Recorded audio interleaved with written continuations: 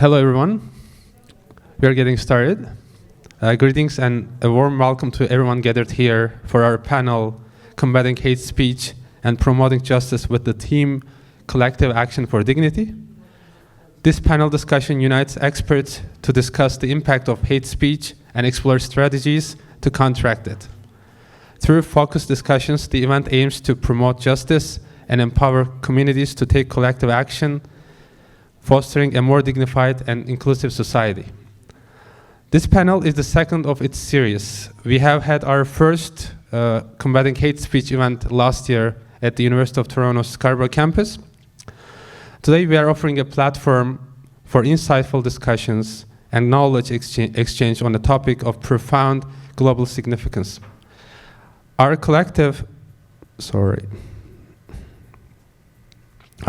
presence here underscores a shared commitment to understanding and addressing the complexities of hate speech and hate crime. Let's utilize these valuable hours to deepen our understanding, engage in meaningful dialogues, and collaborate towards making a tangible impact in the realms of justice, human rights, and global peace. This event is organized by the Northern Justice Watch in partnership with the UK-based human rights organization, the Duty Legacy. Northern Justice Watch is a Canada-based not-for-profit organization working to provide legal and holistic support to the victims of atrocity crimes. The mission of Northern Justice Watch is to deliver justice for victims of atrocity crimes, to challenge the impunity often associated with these crimes, and to uphold the human rights and freedoms of all victims across multiple countries. Today, we are joined by 4 distinguished speakers: Dr. Barbara Perry, lawyer Toby Mandel, Dr. Davut Akça, and former Judge Ali Yilmaz.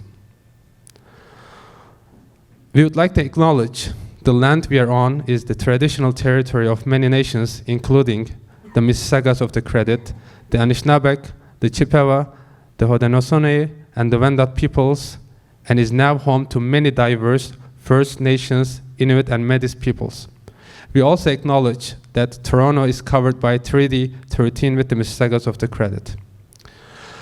We would also like to remind our ground rules, which will be applicable through the event. Please treat all participants, including speakers, with respect, courtesy, and open mind. Any form of discrimination, including but not limited to race, religion, ethnicity, gender, or sexual orientation, will not be tolerated. Offensive language, gestures, or any form of harassment are strictly prohibited.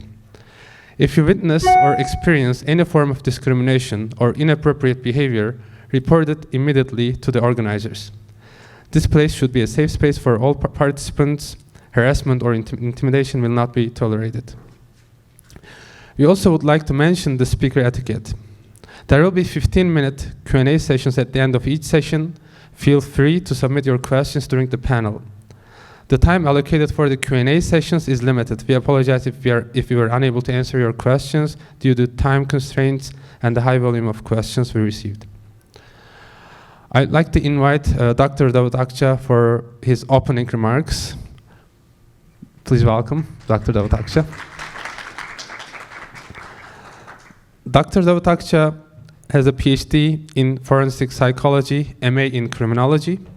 He is an assistant professor in criminology at the Interdisciplinary Studies at the Department of Lakehead University, and a credentialed evaluator. He worked as a program evaluator at the Center for Forensic Behavioral Science and Justice Studies for 2 years between 2019 and 2021. His research interest areas are investigative interviewing, policing, program evaluation, radicalization, and hate crimes. So the stage is yours. Thank you. Good morning, everyone.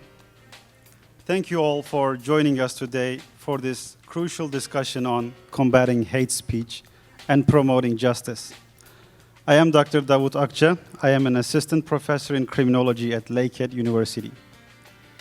It is my honor to deliver the opening remarks for this event organized by Northern Justice Watch.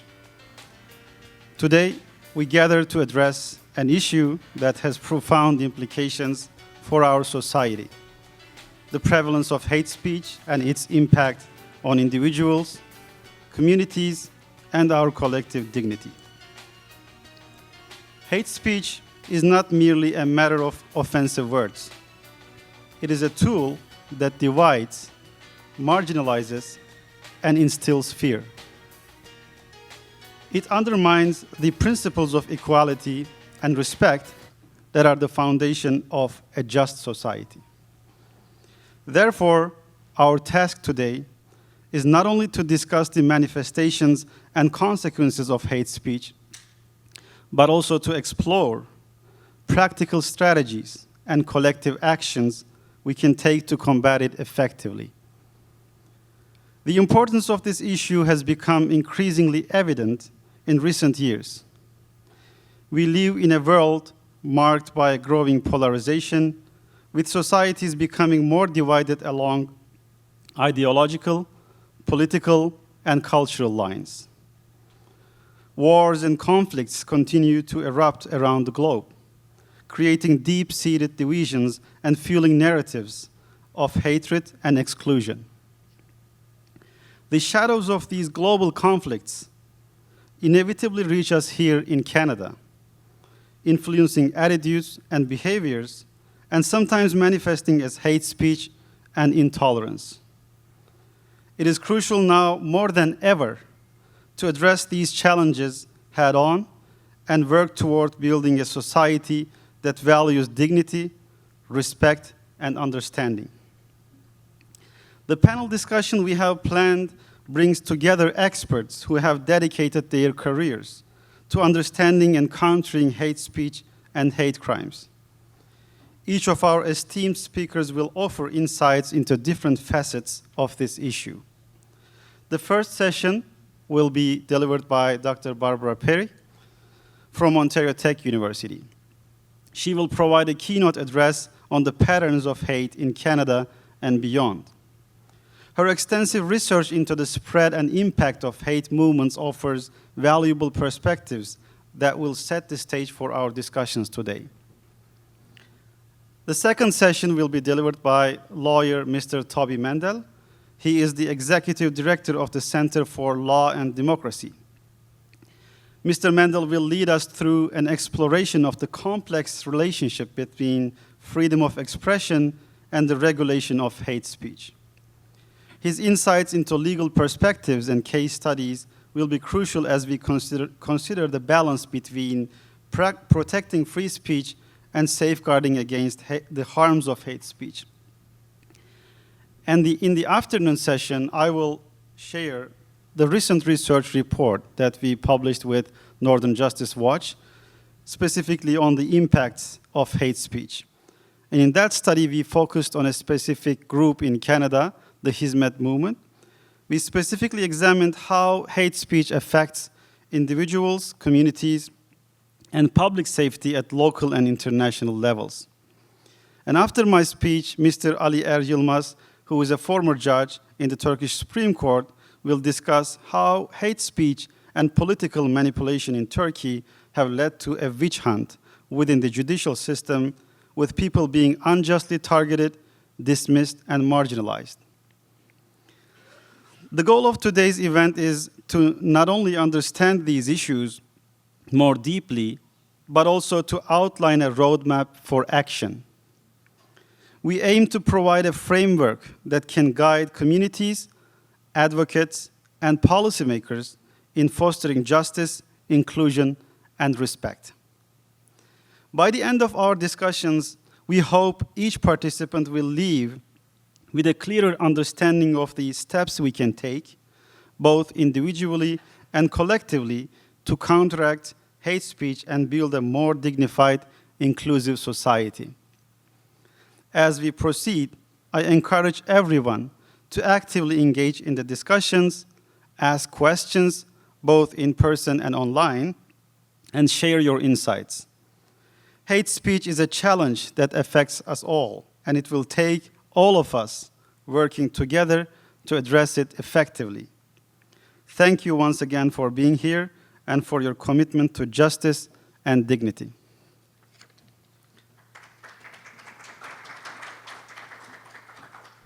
Thank you, Dr. Davut Akça.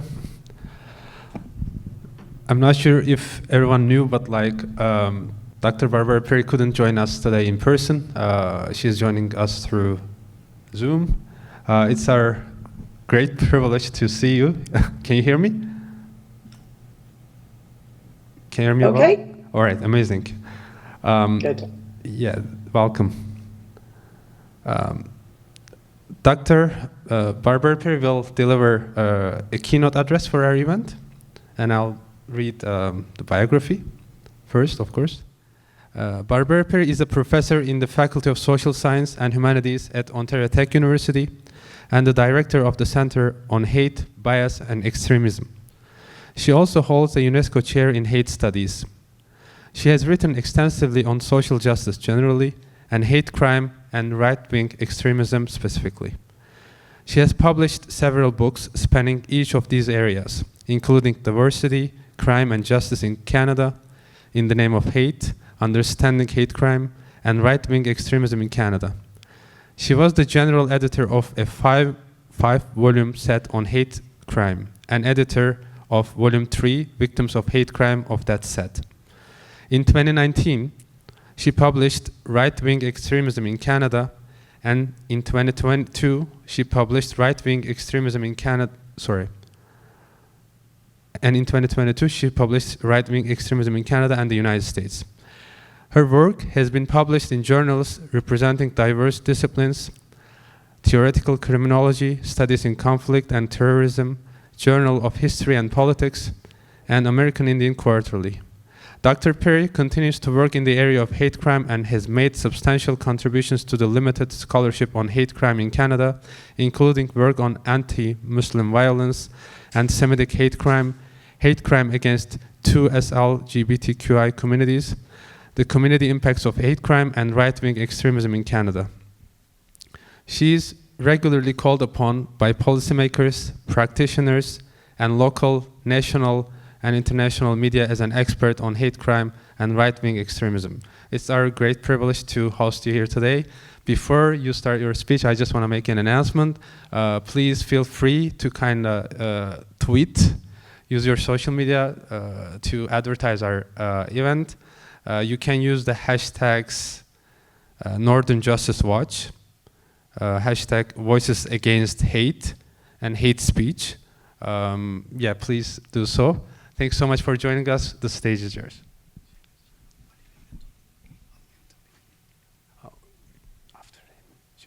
Thank you. Hi, everyone. Good to, well, I can see Davut anyway. So hello, Davut. Good to see you again. Sorry I can't be with you in person, but glad that through the magic of technology, I can share some thoughts with you to sort of lay the foundation. So as Davut suggested, I'm really going to talk about various manifestations of hate crime. Yep, you can see that. Good. In particular, sort of what I've been referring to as the continuum of hate. And that sort of highlights the notion that, Davut has referred to the notion that we are seeing, a variety of manifestations of hate. And that's really how I understand it as well. And it's a continuum in terms of the intensity of the hostility, in terms of the intensity of the direct contact and the violence, but also in the sense that each of these has the potential to build on one another and to escalate from hate speech, especially online, to hate crime, to more extremist forms of narratives and violence as well. So that's sort of what I'm going to lead you through today, is some insight into each of these three areas with, time permitting, an opportunity to talk about both interventions at both the individual level, but also at the broader structural level, how we can challenge this dramatic surge that we've seen in the past few years. And I think it's important to contextualize these manifestations, these patterns that I'm going to talk about in terms of what's the context, what's the environment. I've often talked about, a climate for hate or an environment for hate that enables it to grow and to flourish. Maybe tapping into already existing attitudes, but sometimes actually almost creating or at least enabling those attitudes to come to the fore. And of course, we always start these conversations in recent years by laying the problem at the feet of Donald Trump, whose first campaign for the Republican Party leadership and later the presidency in the U.S. really was, I think, one of the most dramatic turning points that we've seen, because it really did give voice to some very dark attitudes, as well as sort of create a sense of legitimacy for those attitudes to be expressed in multiple ways, again, in very explicit ways, linguistically and as well as in terms of actions. And of course, we've seen that escalate through not just what I'm referring to here as Trump 1.0, but 2.0, and especially around the insurrection that's referred to down the way here in terms of, reinforcing conspiracy theories around the dark state that was out to get him and that was, challenging his leadership. And then, of course, 3.0, and here we are again, right? Just a few short months, a couple of months actually, away from another election that's already proving very divisive. So I think more to come, as I said, over the next couple of months, and certainly even after the election, win or lose, it's going to be, I think, very, very dark days for the rest of us, very bright days for Trump. We've also seen in the past few years, 2 or 3 years, maybe 4 years, increasing resistance on the part of communities like the Black community and Indigenous communities here in Canada, but also in the U.S. and even as far away as as Australia. And those movements, which are incredibly important and have made some inroads in terms of, holding authorities accountable, and just even in terms of highlighting the risks to Black lives, Indigenous lives, people of color generally, in terms of structural violence as well as physical violence on the street. And that has not been welcomed by everyone. So there's been backlash violence and narratives directed towards whatever communities might rise to, in fact, demand their place and their rights. And of course, we saw the effects and the impacts of COVID and conspiracy theories associated with the origin of the virus, conspiracy theories associated with the vaccine, and the extent to which those demonized particular communities, especially East Asian Chinese communities, but also Jewish communities in that context. So we saw a dramatic rise in hateful narratives as well as hateful activity during COVID. U.S. insurrection, as I've already referred to, of course, was another context in which conspiracy theories ran rampant, resulting in a very dramatic assault on Capitol Hill in the U.S.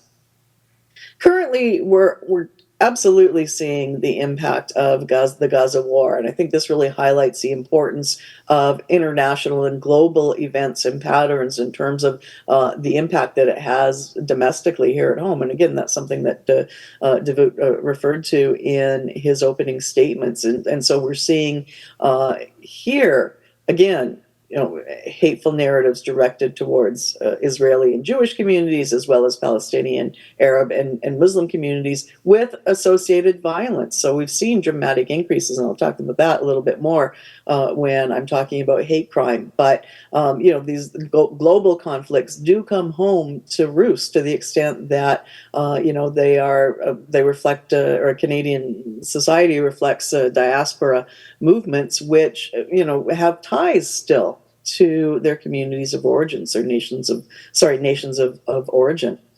And I think another recent trend that we've seen that's had serious implications for hostility and violence directed towards communities is especially the anti-trans, but I think anti-queer activism more broadly across the country, and especially I think in provinces like Alberta, Saskatchewan, and New Brunswick, where we've seen anti-trans policies, especially those directed towards youth and children, anti-trans policies put into place which limit the rights and the access to the health care that they need, which then spills out into the broader community as well. So we've seen protests and hateful comments directed towards drag reading sessions at libraries and those sorts of things. So really challenging impacts there.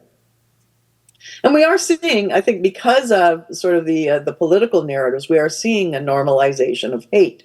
And I think it's especially evident in the kinds of comments that I've included here, both from south of the border, but here as well. And I think that you can see them for yourself. Just to draw attention, for example, to the statement here by Quebec Prime Minister Legault said, "I don't think there's Islamophobia in Quebec, so I don't see why there would be a day dedicated to Islamophobia." That's a statement he made on the eve of the anniversary of the Quebec City murders at the mosque in Saint Foy. So that he could say that, or was willing to make that sort of statement in that context, I think is a real sign of the belittling and the trivialization of hate that is directed towards Muslim communities in that province in particular. But we see other comments here as well that really serve to elevate, I think, the credibility of discriminatory language and discriminatory activities. So Sloan, for example, who this was of homophobic, transphobic narratives as well as racist narratives.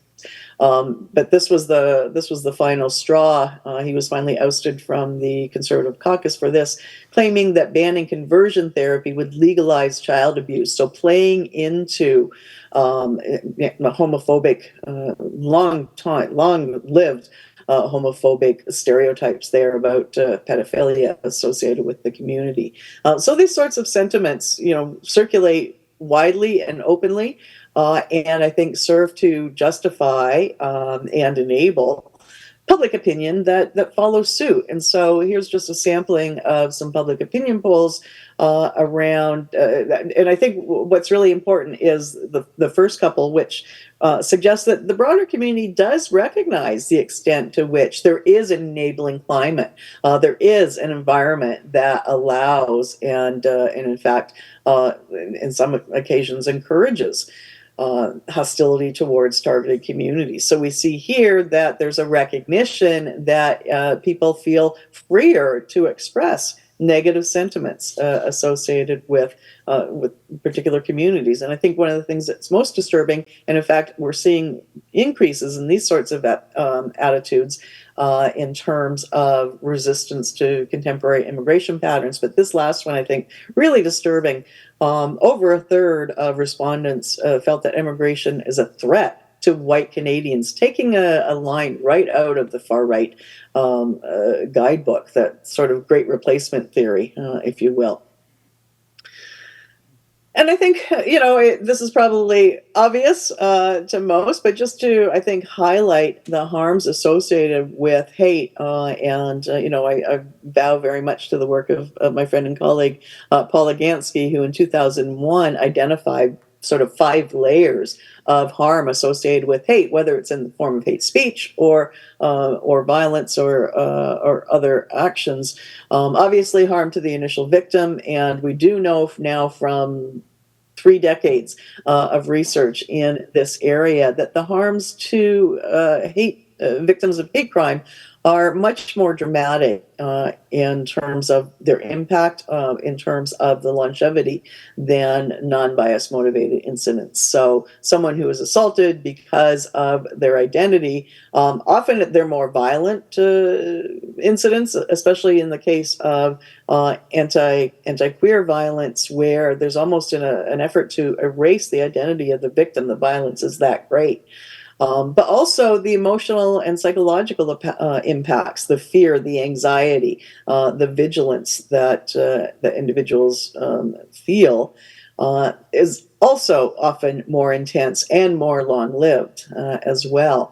And this is why we pay attention to hate crime, is because of these particular impacts on individuals, but also because of what we call the interim effects, the impacts on the victims group, on other similar communities, so that there are community impacts associated with hate crime, that often people who have not been direct victims have the same fear, the same anxiety about victimization as those who have been directly impacted by crime. And that also can extend to other similar communities, or other frequently targeted communities, other marginalized communities, so that if there's a prolonged series of attacks, or particularly a heinous attack on the Jewish community, for example, the Sikh community may also become fearful of religiously motivated violence in their community, recognizing that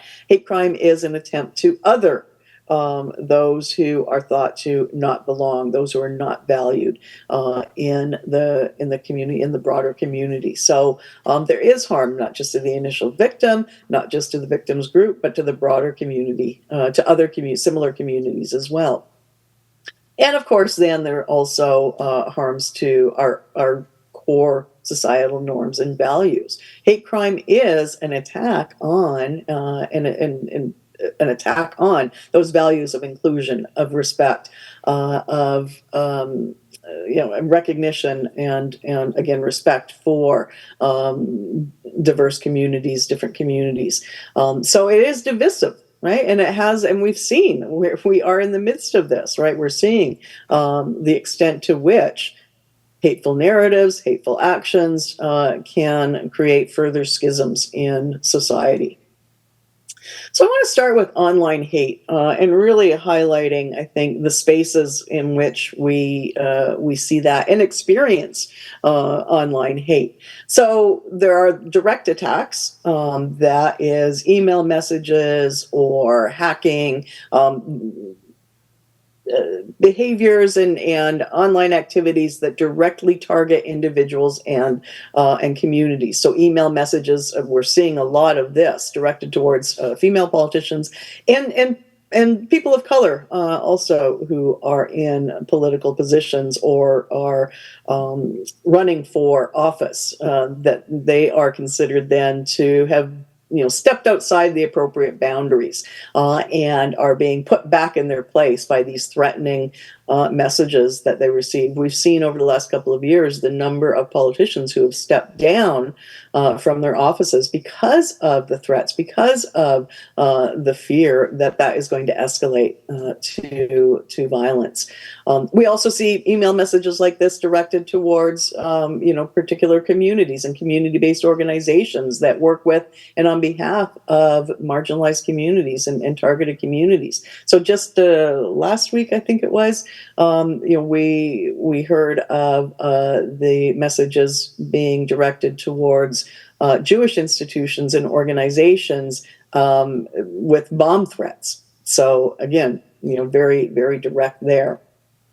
And then we see more indirect attacks, and these are the things that we're probably exposed to on a regular basis, as we're scrolling through Facebook or Twitter, X, or visiting, heaven forbid, but maybe visiting some web pages that we might think are legitimate and turn out to be sources of hate. But these are not directed towards an individual or an organization. These are the broader statements of the, and often, as I suggest here, very vicious, very blatant language and imagery that characterize those targeted communities, that share misinformation, disinformation, conspiracy theories about the communities in question. So these are the much more wide-ranging and widely disseminated sorts of messages that we all are forced to consume. And takes place in, as I suggest, right, web pages, online forums, Facebook, Twitter, and some of the dedicated websites, not just in the mainstream. What we've seen over the past few years is the most extreme actors, especially those associated with explicitly associated with extremist movements, have been deplatformed from most mainstream web platforms. But what that's meant is that they've created what they see as safe spaces, safe online spaces, and have then created things like Telegram, things like Gab, where there are no filters, there is no moderation. All bets are off. Anything is fair game. Any community is fair game there. So these are the really dark spaces. And what we see, and even me as an academic, because ethically I can't go into their encoded spaces. So, we're just seeing the tip of the iceberg. The really dark narratives, the really dark strategizing is below the surface in encoded spaces that are difficult to access. We're also seeing, and the music scene has long been very important to the movement, both in terms of recruitment, but also in terms of, creating a shared identity, shared messaging through the music, through the videos, still widely available in online spaces, YouTube, as well as some of these darker spaces. Excuse me. And the gaming platforms have become especially important in this context, and I'll come back to those in another context. And this is all accelerated by the algorithmic systems associated with online spaces, where you get into darker and darker spaces because of the places you initially visited. So we did a study a few years back on white power music, so far right music, racist, homophobic, misogynistic. I wouldn't recommend listening to it. It wasn't a lot of fun, but we went to some of those that are well-known. Screwdriver, for example, is now defunct, but still a very popular band. Has been since the 80s, I guess.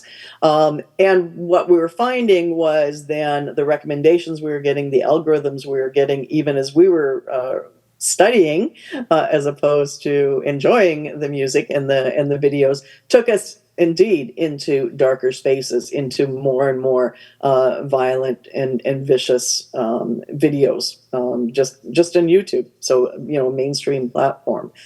So a lot of blame I think lays at the feet of the algorithms there. And as I mentioned, we're all virtually all exposed to online hate. And you get some sense here. And I think one of the most dramatic pieces here, 80% of Canadian youth report seeing online hate. And that's just what they're aware of as online hate, right? That's really visible. That's really, really obvious. What about some of the misinformation or disinformation about targeted communities? They may not be able to assess whether that's online hate or not. So chances are it's actually even higher than that. But again, it has serious implications in terms of the harms associated with online hate. Some of them paralleling what I mentioned earlier on in terms of the broader impacts of hate and hate crime in particular. Obviously, the harm done to its targets, and we've seen again the impact that it's had, for example, on female politicians and others. But there's the other audience, right? There's the other side of that, and that is the risk that it poses in terms of radicalization. And again, I'll talk a little bit more about online recruitment in particular. But that exposure may actually encourage folks to become more sympathetic to those views and more actively engaged in an extremist movement.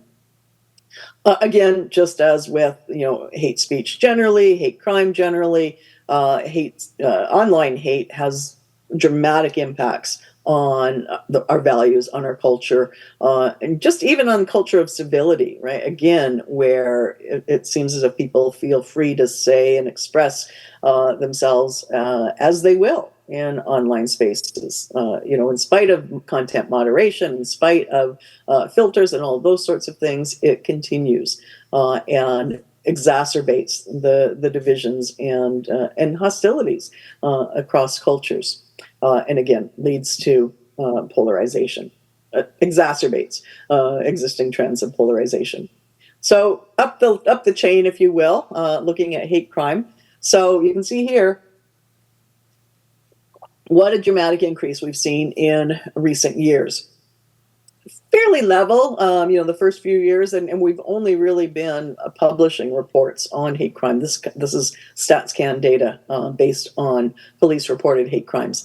Fairly level plateau in the early 2010s.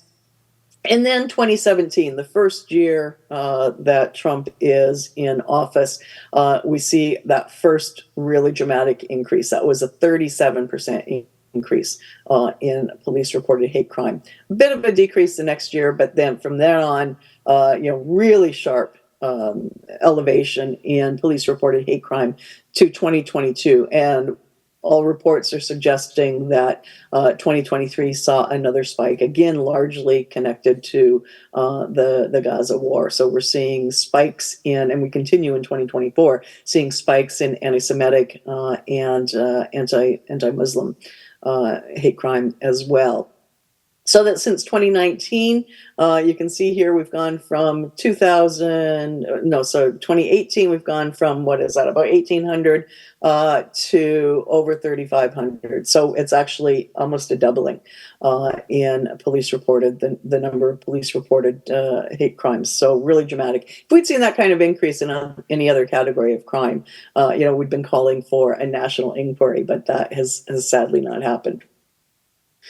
And I think this is another way to think about the significance of that increase. And this is looking at just from 2019 to 2021, the increase, comparing. So in light blue, this is the change, the increase in the number of reported hate crimes, and in dark blue, then the increase, or the change, I should say, because there is a decrease here, the change in non-bias motivated counterparts. So general mischief motivated by hate, general mischief not motivated by hate. So this increase is not part of a broader trend. Sorry, I just set my alarm so I know when to stop, or nearly stop, and I'm not even close. This increase in hate crime is not part of a broader trend in crime generally, but is in fact something quite distinct, which again I think really highlights the need to parse this out, to look much more closely, and to initiate new initiatives, new programs to counter hate. We see here the kinds of offenses that we're talking about, and for the most part, they are at the lower end of the spectrum, general mischief. But we see that there is also a lot of uttering threats, common assault, major assault, and criminal harassment. We shouldn't dismiss those at the lower end, the general mischief, vandalism, graffiti, those sorts of things, for a number of reasons. First of all, because they're very public, right? So it often involves vandalism or mischief to a place of worship, or to a gay club, or some institution that's associated with the targeted community. And that's very public, right? So this speaks to that community impact. It's not an individual that's being affected, and it's not just that building that's being affected, but the community, right, sees this, understands it as an attack on them as a group, right? Not just on that building, but it is meant to send a message to all of those who are part of the community. So the very visibility, the very public nature of mischief makes it problematic. But it's also, as you can see, I think because of the frequency of these sorts of incidents, right? It's something so common that it's in one study I did with the targeted community. They talked about water torture, like it's that drip, drip, drip. It's so constant that it just wears folks down after a period of time. So a lot of good reasons to pay attention in terms, and also that the fear that it could escalate from vandalism to something much more violent. Also important to keep in mind that the data that I just reported there is just the tip of the iceberg, and I think the most dramatic indication of that, this is 2019 General Social Survey data. That's a national study that asks a whole array of questions about social activities, about attitudes across the country. And in 2019, and keep in mind what in 2019 it was something like 2,000 incidents of hate crime were reported to police. General Social Survey uncovered 223,000 incidents of hate crime. Less than a quarter, right? 20%, 22% reported to police, so only 48,000. So we lose so many right away. Because of fear of reporting, the sense that it might not, might make a difference. Very small number. And then we lose a further 46,000 in terms of reporting to police. So 48,000 are reported to police, but only 20 are recorded by police. Where have they gone? And we're in the midst of a study right now trying to sort some of that out. So again, tip of the iceberg, what we're seeing there. Up the line now. Clearly, we don't have time for me to unpack each of these, but this is how we're seeing what we call the right-wing extremism. Right-wing extremism idiosphere. That is, these are the kinds of threads that we're seeing that characterize the far right in not just the Canadian context, but elsewhere as well, but specifically here.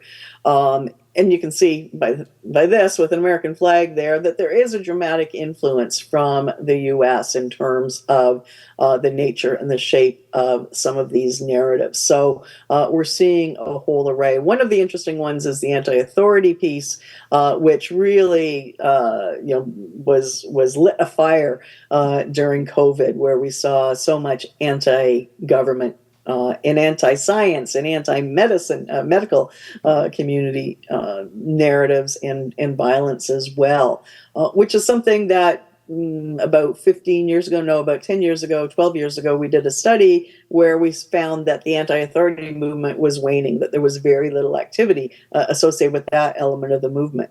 But COVID, again, lit that fire. Yeah, I'm not going to unpack these now, but if there are any that you have questions about, happy to answer those questions when I'm finished speaking, maybe define some of them for you. Again, coming back to the online piece, right, tying that to the far right and the affordances provided by online spaces for recruitment through their social media presence, through directed apps, through their websites, and the music and the gaming. And the gaming has become one of the most important areas for recruitment for the far right, the extreme right, in terms of not just bringing youth into the movement, but adults as well. And it can be very subtle and very insidious, and it's mostly associated not just with the games themselves, but with the ancillary pieces. The chat rooms associated with the gaming platforms, that sort of thing, so that we see that very subtle drawing people in often starts with very simple, innocuous conversation. Are you in school? Where do you go to school? Do you have a girlfriend? Oh, you don't have a girlfriend. Oh, wonder why that is. Huh.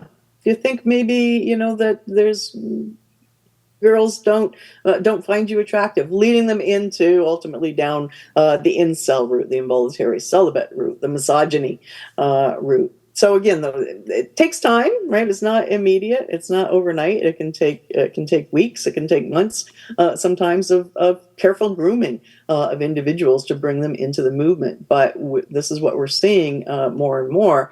sort of one of the gateways, if you will, into the movement for some very dangerous spaces right now. And the risk, of course, is the horrific violence associated with the far right. So the mass and multiple murders that we've seen, the 5 since 2014, have all been associated with some brand of some thread. Think back to that typology, that idiosphere, some thread of far right narratives. So in Moncton, this, you might remember, these were 3 RCMP officers murdered by someone with very rabid anti-state, anti-authority narratives. Of course, Quebec City, Islamophobia. In Toronto, this was the van attack motivated by misogyny. He was an incel adherent. Again, 2021 murders, Islamophobia. And then 2022, which might be one that has flown under the radar. These were the murders in Winnipeg of at least 4 Indigenous women. There's some indication there might be more. And he was motivated by sort of that intersection of anti-Indigenous sentiment and anti-woman sentiment. And was part. He was the only one of all of these 5 that was associated with a far right group, and that was gone. Oh, it'll come back to me. Holy Europe. That doesn't sound right. It will come back to me. But again, the only one that was formally associated with the far right group. So what we're seeing, in fact, is an atomization of the movement where the group membership is becoming less important. More and more individuals are being drawn in particular to, pieces, discrete pieces of this idiosphere. So maybe being pulled in by conspiracy theories. And that's sort of where they are, where their narratives develop. Some might be more explicitly drawn into anti-Semitic narratives or accelerationist narratives, or some combination, right? So it's become very individualized in some respects, and where individuals are consuming these messages, not necessarily affiliating with a particular group, but nonetheless borrowing their scripts and using the narratives that they draw from those online spaces, especially to develop their own frame of reference, their own understanding of the world around them. So again, emerging trends, obviously a growth in the numbers, the atomization, a demographic shift, that is, we're seeing more middle-aged and older people being drawn to the movement. We started to see that with COVID, especially. We saw that in the insurrection. We saw that during the convoy. Older folks, often well-employed, often well-educated as well. Not to say that it's not, there aren't still a lot of youths involved. There are. It's now a broader demographic, not just that sort of 18 or 16 to 24 age group, a much older demographic. We're seeing coalitions, as you see here. This was sort of one of the irregular border crossings some years ago, where we see Lamut and Storm Alliance and 3 Percenters, a militia group, were also there providing security around the borders. So the ability to come together in a show of solidarity, I think, is alarming, as is this last one. So we're seeing much more emphasis on guns rights narratives, on gun ownership and training with those, as well as the third piece, disturbing piece here, is in the involvement of people with law enforcement and military background, whether active or former. So they have the arms, they have now the training that they're drawing from, those folks with experience. And you add that to the kinds of ideologies and narratives we've been talking about here, and that's a very dangerous combination. Challenging hate, just really quickly, and I think it's important to remember that we can act individually. We can stand up as individuals to challenge that through informing ourselves and providing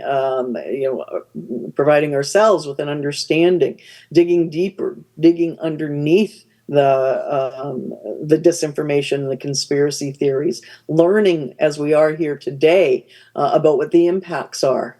So informing ourselves so that we are able to act, so we're able to push back, joining forces, right, with others, so that it begins with individual decision to act, and you can then, draw together as a community to challenge hate. But I think much more importantly is, using that not just individual but collective strength and commitment to force broader change, right? Broader structural and policy change by pressuring political leadership, and not just at the federal level, not just at the provincial level, but let's remember the local level.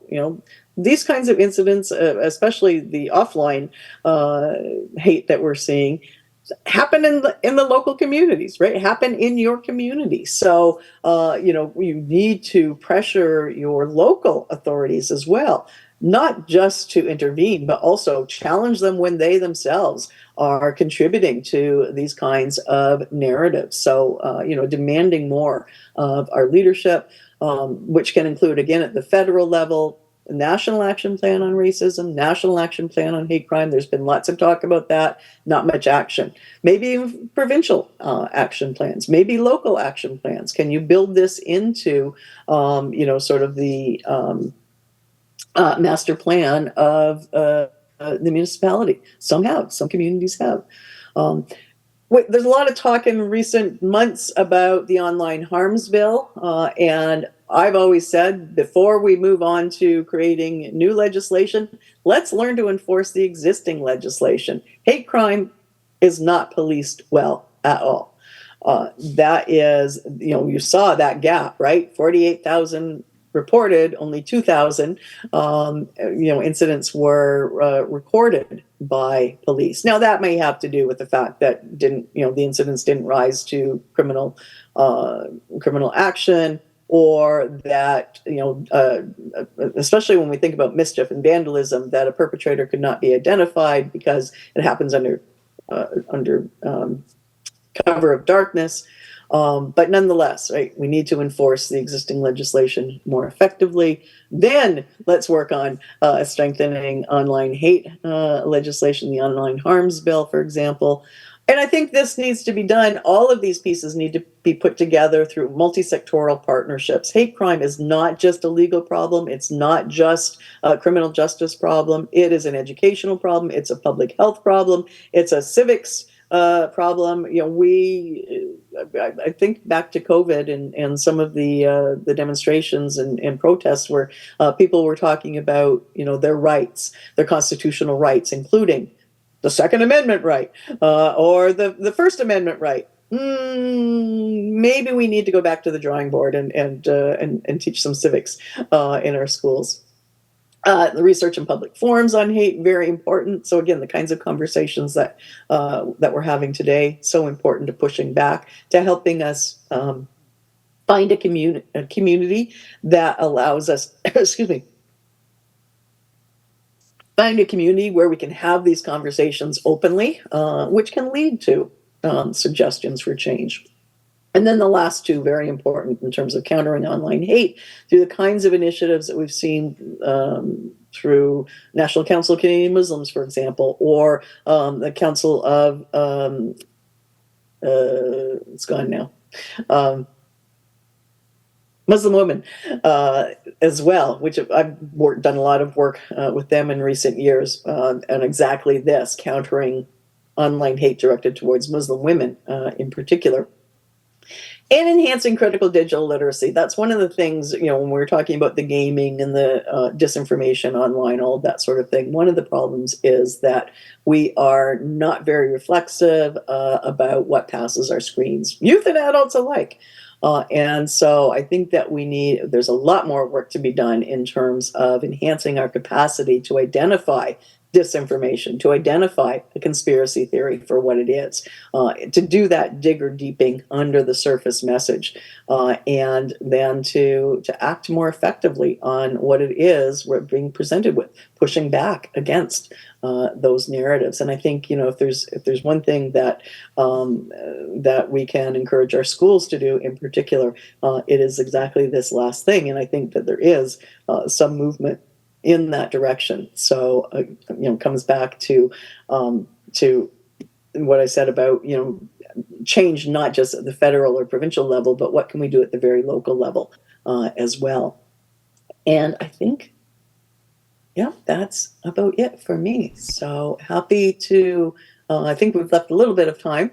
Well, not really, but I'm sure David will give us a little bit of time for some questions. So happy to answer. Thanks so much, Dr. Perry. It was a really comprehensive understanding of hate in Canada, and especially the roadmap that you provided at the end really is important for us. What Northern Justice Watch is trying to do here is inviting people to act, not just the community members, but the government officials and different level governments here. It was really important. I believe there are some questions from the audience, maybe if there is any, but there are online questions as well. There's live YouTube streaming. Said, do we have any questions? Sure, like before the online, do we have any questions here? If you have, we can just, all right. Just think about it and I'll get back to you. So there's one question online. Can you hear me well? Can you hear me well, like the Dr. Barbara Perry? Okay, good. It looks like the political propaganda is the instigator for further hatred among ordinary people. How can the politicians be held accountable effectively to prevent this? Well, obviously, we hold them accountable at the ballot box, and I think that that's one of the areas, one of the really interesting areas. And I keep saying about whether we're talking about our own elections or the American election, often the outcome has as much to do with who shows up as it does with how they vote. And I think we become very apathetic. And this is part. I mean, it's chicken and egg, right? We become apathetic because I think the loss of civility in our political culture here as well. So we just many people have disengaged. But I think that voting is obviously an important way to signal your displeasure, but I think that there are other ways as well. And I think we often think we have to go to the top, right? We got to pressure the prime minister. Well, let's start with our MPs and our MPPs when we're talking at the provincial level. I think we're often afraid to engage them, and I think it's really important that we remember that they are there to serve us, not vice versa. So I think we can start at that level and have those conversations. Inviting them, our local MPs, our local MPPs, inviting them to these kinds of forums so that they can hear the conversations. I think that, progressives don't tend to be as loud as the far right. And I think it's maybe time that we find our voices and do ensure that we have the ears and the attention of our elected officials, and be loud, be proud of your community and the work that many of you, I'm sure, are doing in community organizations, maybe even in your workplace. Mm-hmm. Thank you so much. Thanks so much. Do we have any other questions from the audience? Yes, we do. Okay, should I just give my mic?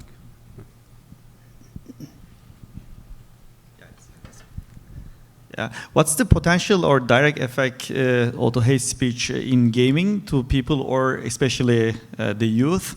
Is there any study or data about it? And also any precaution or act to prevent, especially in gaming side? Thank you. I couldn't hear that very well. Can you just sort of summarize it? Sure. Like it's about the gaming, and I think youth engagement like, would you like to repeat your question? Can you hear me well now? Mm-hmm. Okay. Is there any? Yeah. Effect gaming and also any study or potential effect. Okay, like you talked about like the hate speech aspect, like in the gaming, and is there any yeah, go ahead. Okay, can you hear me? Yeah, Yeah. I'll be loud. Okay, what is the potential or direct effect in the gaming for hate speech, and also any data or study for the result, and sort of any precautions or potential act to prevent this gaming hate speech? Because we have lots of youth, and they are having, and so we don't know what's going on. They are not reflecting us. Thank you.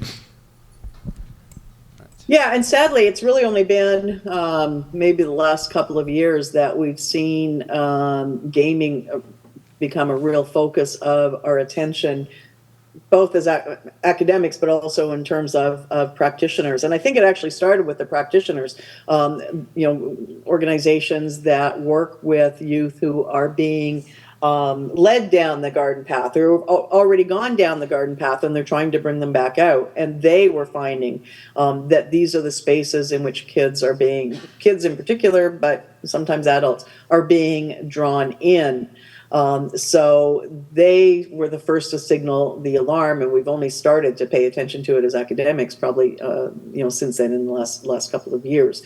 But we are pulling together, I think, a very clear idea of how that works and what the mechanisms are at play there. And as I said, it's often very subtle and very insidious through those chat rooms in particular, where and some of the, don't get me wrong, some of the games are absolutely horrific. I mean, there's a game called Ethnic Cleansing that has been around now since late 80s, early 90s. Yeah. No, mid 90s probably. And it is what it says on the tin, right? That you get more points for targeting particular communities, including law enforcement in some of the variants of the game.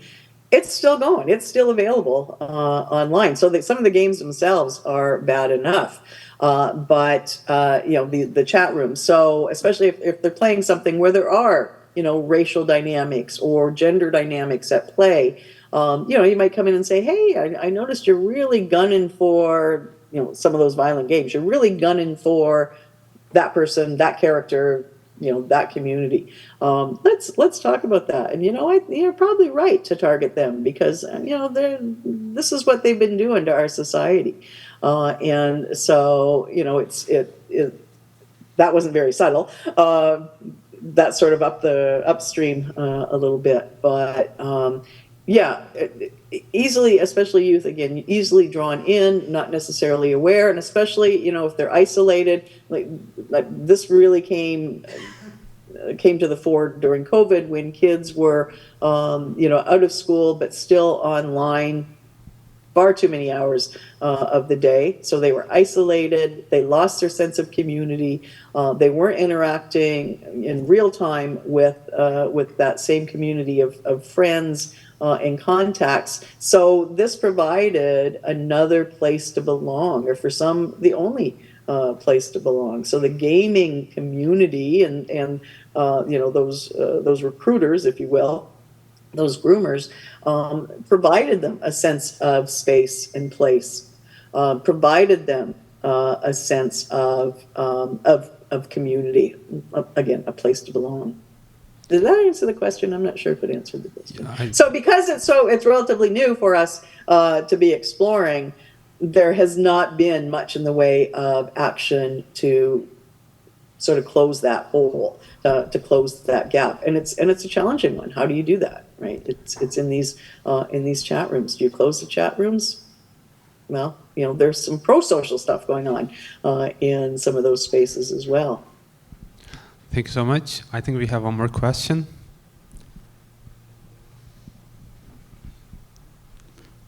Sorry, more of a comment than a question. Going back to the issue of politicians, From a regulatory point of view, obviously politicians have strong protection for the freedom of expression, but in a joint declaration that there's 4 special mandates on freedom of expression around the world, one at the UN, one at the OSCE, one at the OAS, and one in the African Commission, and they adopt a joint declaration every year on a freedom of expression theme. And a couple of years ago, they did one on politicians and freedom of expression, and recognizing that sort of the language of some politicians is harmful to society, they called on political parties to adopt codes of conduct to moderate, to regulate their own members. And there are, a number of political parties have in fact done that. So that could be another route to go down.